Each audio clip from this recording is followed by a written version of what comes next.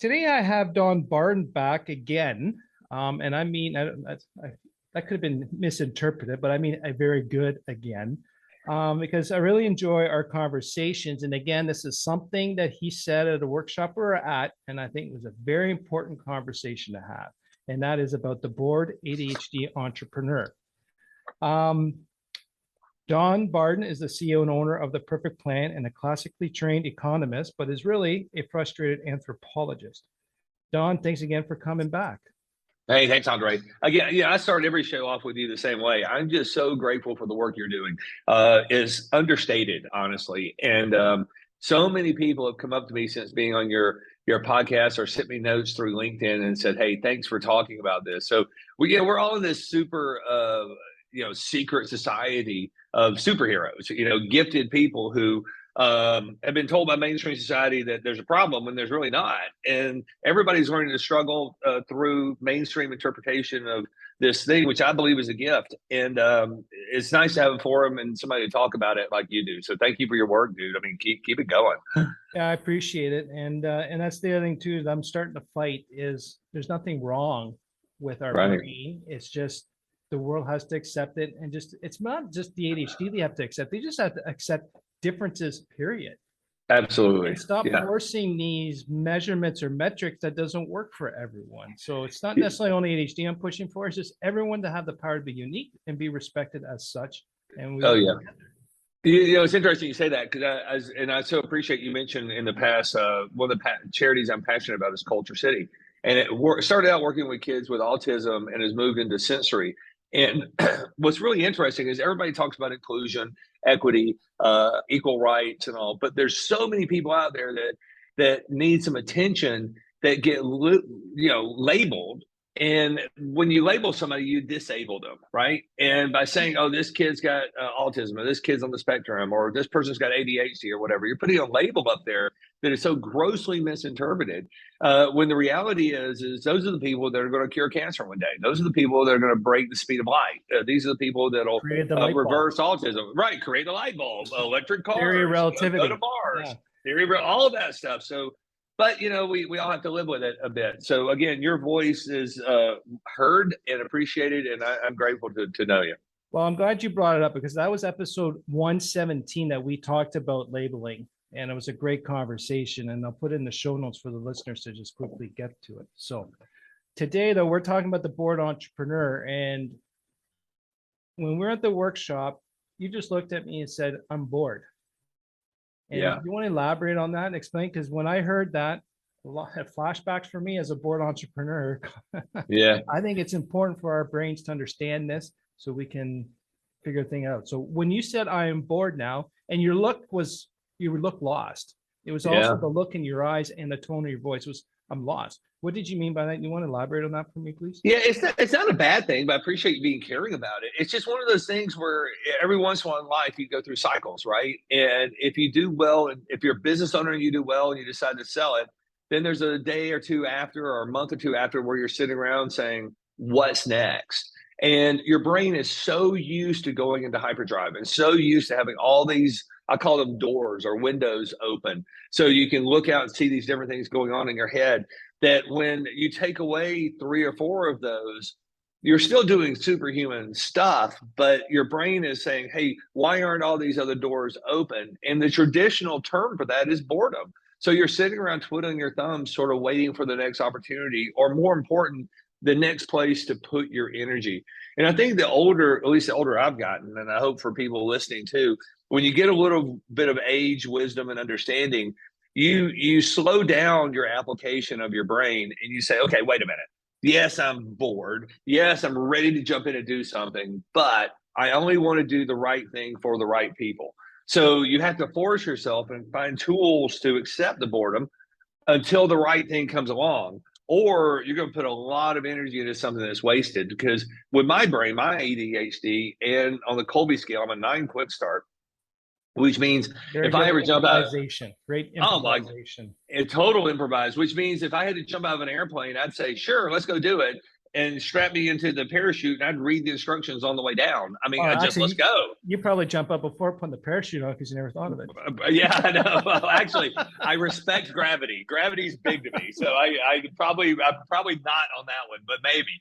But you get the point. So, but anyway, so I guess I've learned to mature and accept the boredom as a moment in time where you say, okay, it's not necessarily about recharging. It's about, okay, this energy is ready to go. It wants to go right now, but I've got to wait. I've got to make sure that it's the right place, the right time, and the right application. And that's sort of the biggest and the hardest part. So is that more about experience about your past? Because I think so. I Yeah. think you got to a point where you get in the real clear. Your unique ability is a lot more defined. You know exactly what you should be spending your time on and Yeah. what not to waste your time on.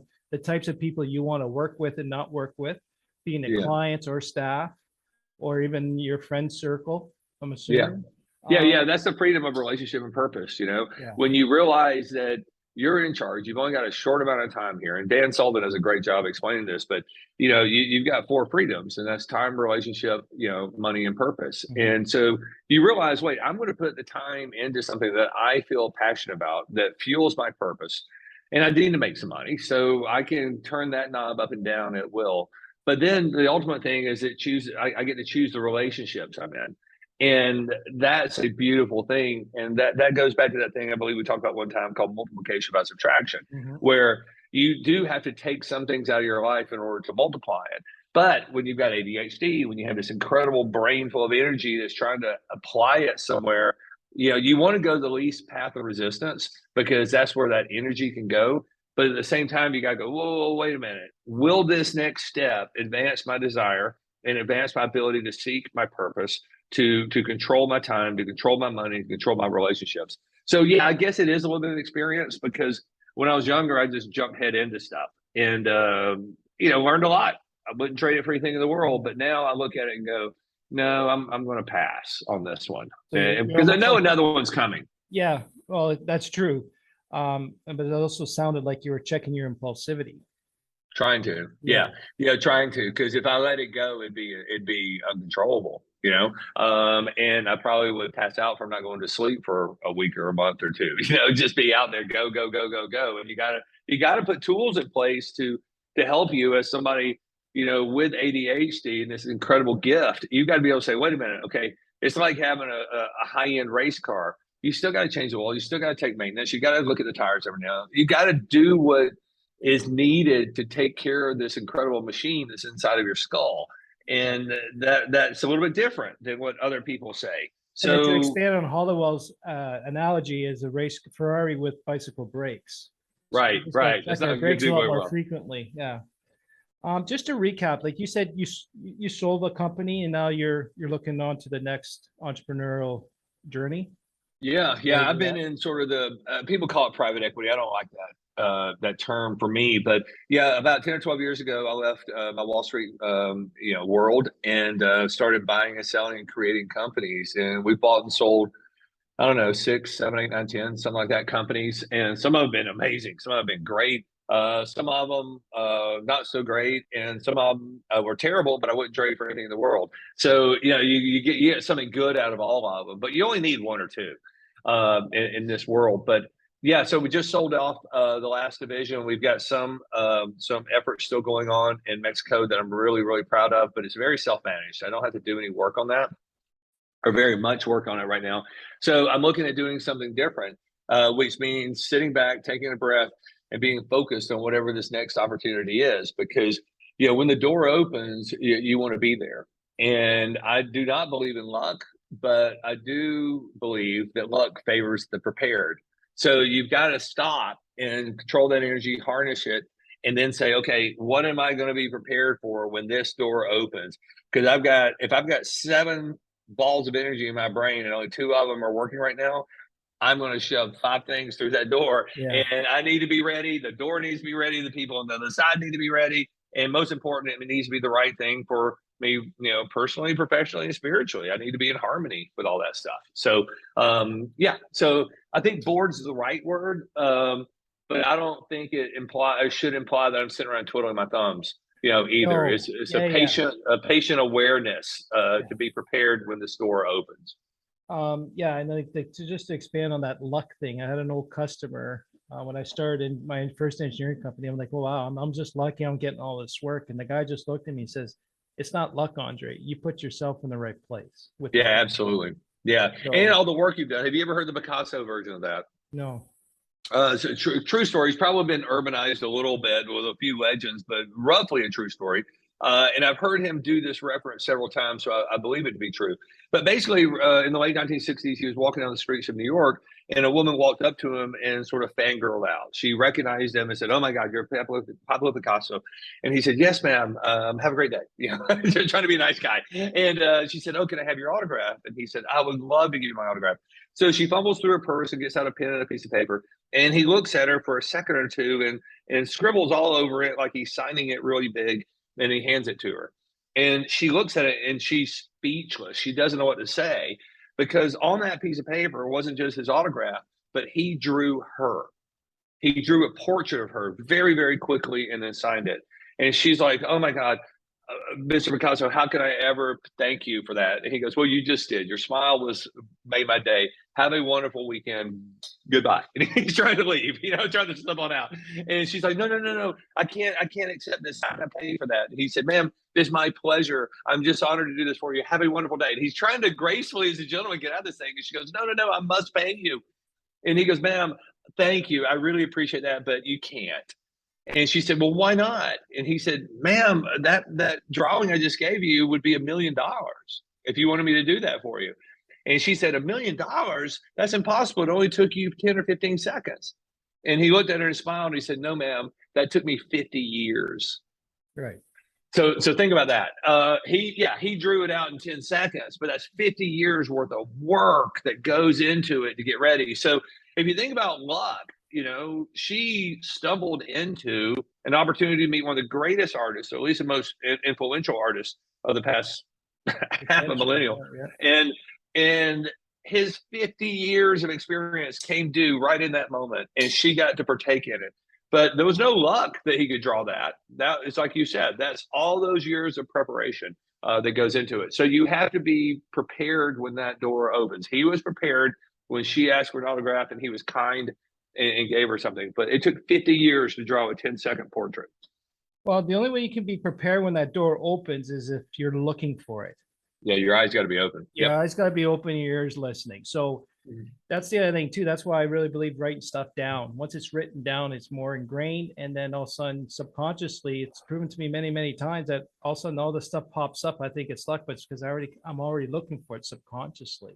Oh, Now, yeah. now the Picasso effect, you said it was the Picasso effect, you said? Yeah. Yeah. I want to bring that back to what you're talking about when you were saying you're starting to select relationships, being careful which new endeavors you want to get into.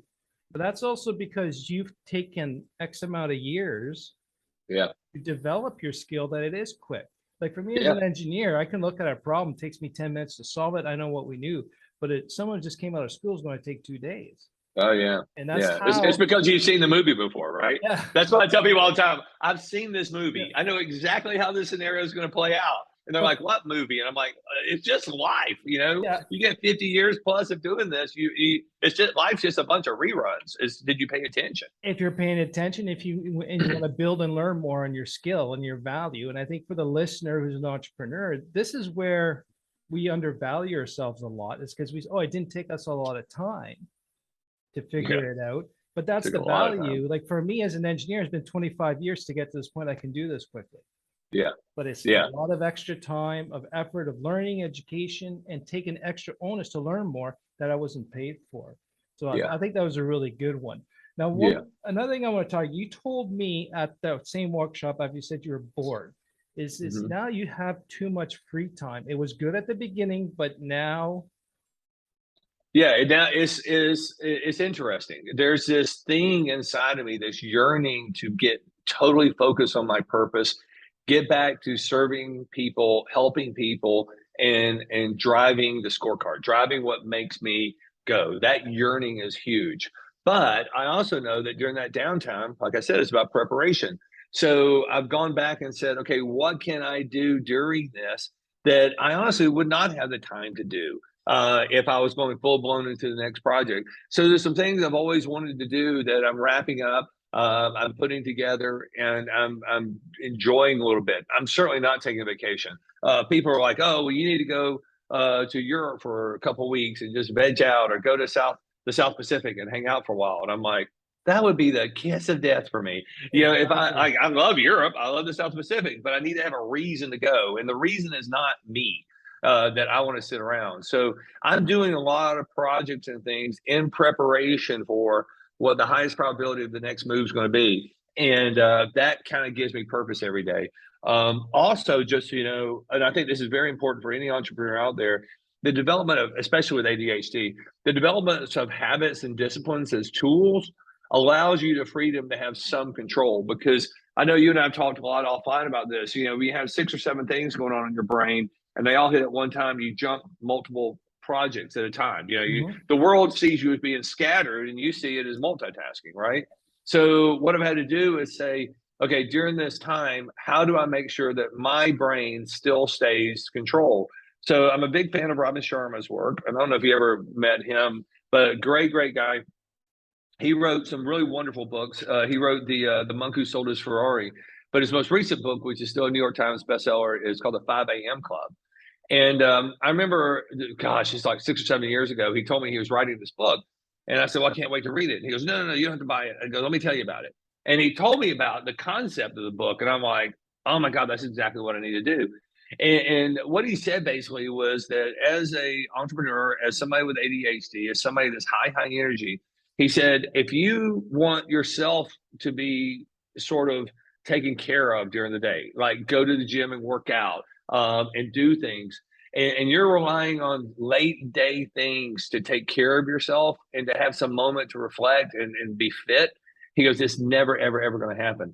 He said, what you've got to do is you've got to make a commitment and create the habit of being in the gym at 5 a.m. So get up at 4:45, roll out of bed, walk to the gym, walk to the room where you got all your fitness stuff, do whatever it is, hit the treadmill, hit the Peloton, but at 5 a.m. be going strong and work out for an hour to an hour and a half, so that by, I don't know, 6:30, 7 o'clock, you are done. Grab a coffee and a healthy breakfast and be out the door by 7:15 or 7:20. And he said, what happens is you've already given yourself 2 hours that nobody can take back. And then you can go throughout the day and not feel rushed. And what he was really saying was you're closing a door, you know, and that door is the most important door. And that's how you feed and you direct your energy. But as a person with ADHD, I was like, okay, I can do this. This will be great. And I'll be honest with you, it sucks the first few weeks. I mean, getting up at 4:45, if you've not used to doing it, it's not good. But then you get into it and you're like, oh, this is good. This is good. I thrive this. I want to do it. But then the ADHD kicks in. So I'm a big Peloton guy. So I ride 7 to 10 miles every morning. I do a pretty intense workouts with weights and try to stay as fit as I can. But what I noticed was the boredom kicked in. So I'm creating a habit so I can maximize my time, and I'm bored in the habit. Yes. So I was like, wait a minute, how do I prepare myself to be a better person during this time? And I think this is an ADHD thing. So I noticed in my Peloton, it has this boring. It's boring. Oh, it's totally boring. Yeah, but it has a beautiful feature. It's called a volume button. Right. Yeah. So I just going to say the part of the boring is because it's not interesting. It might be challenging, but being repetitive it's less interesting. It's the same movie, right? Yeah. Yeah, they're wonderful people. So what I've learned to do is I said, wait, what can I do? What multiple things can I do to satisfy my boredom while I'm doing something good for myself in preparation for this next phase? So when I'm on Peloton, I turn the volume off. They have closed captions, so it's a beautiful thing. But I've decided that every morning of my life, 365 days a year, I'm going to do this, and I'm going to watch a documentary about something I do not know anything about while I'm riding. Yeah. So if you think about this, I learn something every day about something. It doesn't matter. I just watched one on the history of Fiat in Italy. I've watched a lot on cars. Like I'm in a car rut. So I do that, but I've watched history. I've watched futuristic things. I've watched quantum mechanics. I've watched physics. I've watched these videos of things I would never, ever even think about during the day. But I'm watching it because I'm learning. So what I've done is I've said, okay, in preparation for what's to come, I'm not going to look at myself as being bored. I'm going to look at myself as saying, okay, what have I got to do to be best prepared? How do I make sure I'm taking care of myself? I stick to the 5 a.m. club, but my brain is just going nuts. So what do I do? Oh, wait a minute. You mean you can work out and because of your ADHD, you have the gift of watching a video or watching a documentary at the same time? So I dare you to find somebody that by 7:15 every morning has rode 10 miles, done 1,000 sit-ups, done 1,000 reps, done some other type of workout to stay healthy, and watched a video or documentary about something he knows nothing about and learned something. Yeah. So you can take this ADHD and turn it into such a positive that's preparing you for something that you don't know what's to come. But when it gets there, by God, you can do it. Yeah, for me, I just listen to podcasts. I can learn something new. I don't have a lot of podcasts that are just for Oh, yeah. fun. Yeah. And that's what I've done. Yeah. I never put it I love two podcasts too. together, Yeah. but how do I satisfy my boredom? But yeah, for me to do that, I had to do something else that would activate Yeah. my brain. Yeah. And which I think this is a very good thing. I like what you said. What can I do to satisfy my boredom? And sometimes like for me, I've always been an early riser, but it's also because of my undiagnosed ADHD at the time is I get into my office very early, so I can have at least 2 hours of no phone Yeah. calls, no emails, no one around me. So I cannot actually, I don't think this is what ADHD people really realize and respect of themselves.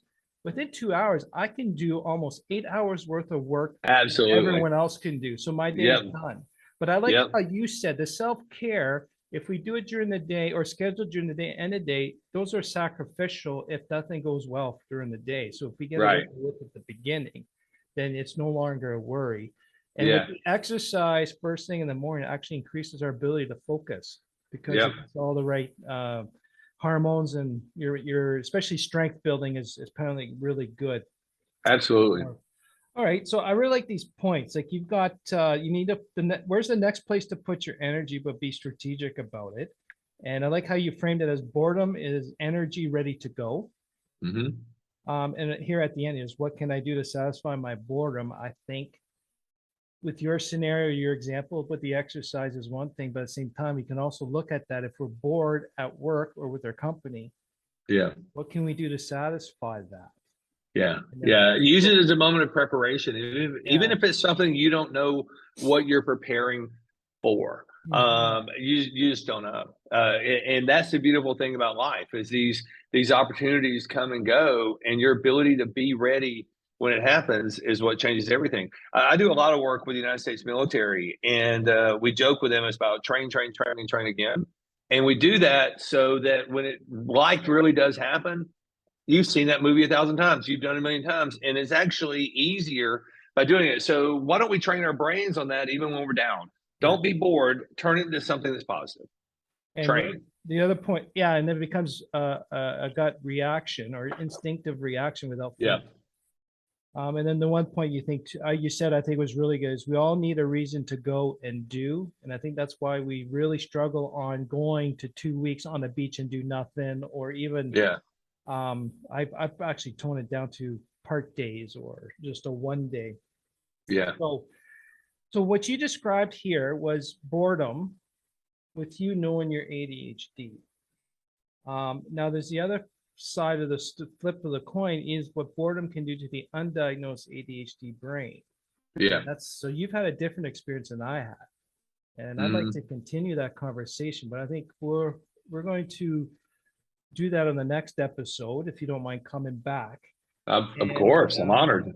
So what I want to ask you right now is how are you aware of your boredom and how it affects you and your ADHD? And like Dawn pointed out, if you're bored, what else can you do to satisfy that boredom? I love that question. So Dawn, thanks again. Do you have one final note to everyone about this topic?